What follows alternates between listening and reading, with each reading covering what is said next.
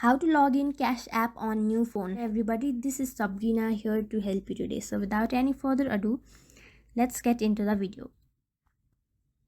So the thing is, you have to have Cash app in your new device. As you can see, this app is not available in my region, but if you have that application, simply install it and log in with your login credentials.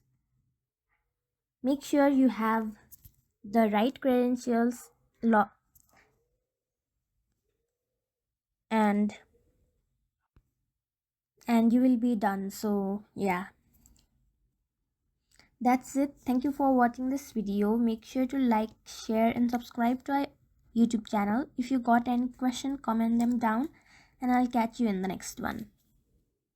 So the thing is, you have to have Cash app in your new device. As you can see, this app is not available in my region, but if you have that application, simply install it and log in with your login credentials. Make sure you have the right credentials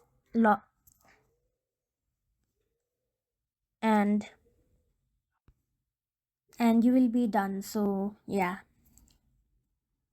that's it. Thank you for watching this video. Make sure to like, share and subscribe to our YouTube channel. If you got any question, comment them down and I'll catch you in the next one.